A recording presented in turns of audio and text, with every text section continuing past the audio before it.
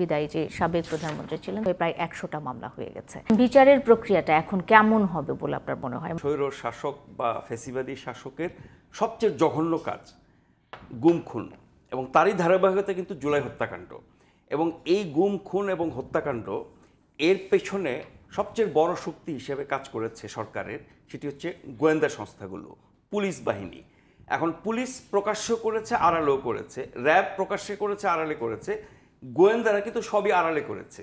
এবং যত অপকর্ম এই সরকারের 16 বছরের যত অপকর্ম, সব কিছুর পেছনে হচ্ছে গোয়েন্দা সংস্থা, সেটি সামরিক এবং বেসামরিক দু ধরনের। আমরা আয়নাঘরে খবর পেয়েছি, আগে ফিসফাস করা হতো, এখন আমরা প্রকাশ্যে জানতে পেরেছি। মানে আমি আয়নাঘরের বিষয়টা একটু স্পষ্টভাবে জানতে চাই। স্পষ্ট না, এখন ব্যাপারটা হচ্ছে কি যে এই যে সামরিক এবং বেসামরিক, ধরেন সামরিক গোয়েন্দা সংস্থা ডিজিএফআই, বেসামরিকের মধ্যে জাতীয় পর্যায়ের এনএসআই, এর বাইরে র্যাবের, পুলিশের এবং পুলিশের বিভিন্ন শাখার প্রত্যেকটা জায়গায় কিন্তু তাদের গোয়েন্দা ইউনিট আছে, গোয়েন্দা শাখা আছে। তার মানে একটি রাষ্ট্র পরিচালনার জন্য নিশ্চয়ই গোয়েন্দা সংস্থা খুব জরুরি, এবং সেই গোয়েন্দা সংস্থা কাজ করবে দেশের স্বার্থে, রাষ্ট্রের স্বার্থে, জনগণের স্বার্থে এবং সরকার সুপরিচালনার স্বার্থে। সেই শক্তিকে আমরা পুরোপুরি ব্যবহার করেছি অন্যায়ের কাজে। এবং এই জিয়াউল হাসানের কথা বলেন, আপনার এই বেনজিরের কথা বলেন, বা ডিবি হারনের কথা বলেন, বিপ্লব কুমারের কথা বলেন, এগুলো তো হ্যাঁ অল্প কয়জন আমরা দেখছি। এরকম অসংখ্য মানুষ পাবেন যারা বিভিন্ন সংস্থার, সেটা পুলিশ এবং গোয়েন্দা সংস্থা মিলিয়ে, যে তারা হাতে কলমে এই কাজগুলো করেছে। কতটা জঘন্য নিকৃষ্ট কাজ এই কাজগুলো সরকার তাদের দিয়ে করিয়েছে।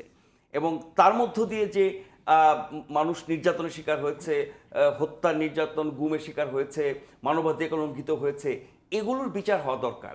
তা না হলে রাষ্ট্র যে নিপীড়কের ভূমিকায় অবতীর্ণ হয়, এবং রাষ্ট্র যখন জনগণের নিরাপত্তা দেওয়ার বদলে তাদের জীবন নাশ করে, তাদের জীবন নানাভাবে ক্ষতিগ্রস্ত করে, হুমকিতে ফেলে, মেরে ফেলে, আহত করে, আটকে রাখে, অধিকারের কথা না হয় বাদই দিলাম, অধিকার অনেক ছোট ব্যাপার, যেখানে আমার জীবন নিয়ে প্রশ্ন, এই কাজগুলো এই স্বৈরশাসক 16 বছর করেছে এসব বাহিনীকে দিয়ে, এসব সংস্থাকে দিয়ে।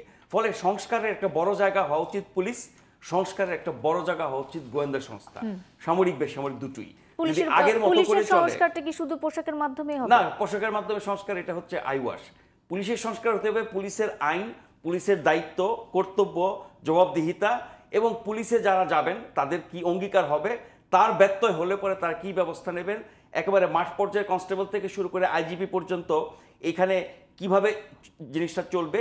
কেউ বেআইনি কাজ করলে পরে, মানুষের অধিকার লঙ্ঘন করলে পরে, নিরাপত্তা বাহিনী হিসেবে কাজ করতে গিয়ে মানুষের নিরাপত্তা হুমকিতে ফেললে পরে তার ব্যাপারে কি ব্যবস্থা নেওয়া হবে, সেগুলো সুস্পষ্টভাবে যেমন লিখিত থাকবে, সেগুলোর প্রয়োগ থাকবে। এবং প্রয়োগ করার জন্য যারা দায়িত্বে থাকবে বিভিন্ন পর্যায়ের, সেই মানুষগুলোকে সৎ হতে হবে, জনগণের স্বার্থ দেখতে হবে, এবং তারা যে রাষ্ট্রের দায়িত্ব নিয়েছেন, জনগণের দায়িত্ব নিয়েছেন, সেই বোধটা তাদের মধ্যে থাকতে হবে। এটা কিভাবে সম্ভব? না, আমরা পুলিশের প্রশাসনে তো সেক্ষেত্রে আমূল চেঞ্জ দরকার। না, আমি বলছি যে আপনি প্রশাসনের সবকিছু চেঞ্জ দরকার। আপনি যদি ধাপে ধাপে যান, অগ্রাধিকার কি হওয়া উচিত? প্রথম অগ্রাধিকার হওয়া উচিত পুলিশ, তারপরে গোয়েন্দা সংস্থা। আর যদি রাজনৈতিক বিষয় বলি, প্রথম সংস্কার হওয়া উচিত নির্বাচন কমিশন, এবং নির্বাচন কমিশন যাদের নিয়ে কাজ করে তাদের, এবং রাজনৈতিক দলগুলো। এখন দলগুলো তো সুষ্ঠু নির্বাচনের মাধ্যমে জিতলো, জেতার পরে কি তারা সুশাসন নিশ্চিত করতে পেরেছে? কোনো সরকার এই পর্যন্ত পারে নাই।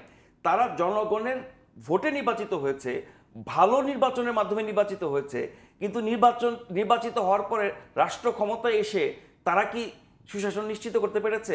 তারা কি ন্যায় বিচার নিশ্চিত করতে পেরেছে? তারা কি বিচার বিভাগের স্বাধীনতা নিশ্চিত করতে পেরেছে? তারা কি পুলিশ স্বাধীনভাবে কাজ করবে, কোনো রকমের রাজনৈতিক দলীয় চাপ মুক্ত হয়ে সেটা নিশ্চিত করতে পেরেছে? পারে নাই।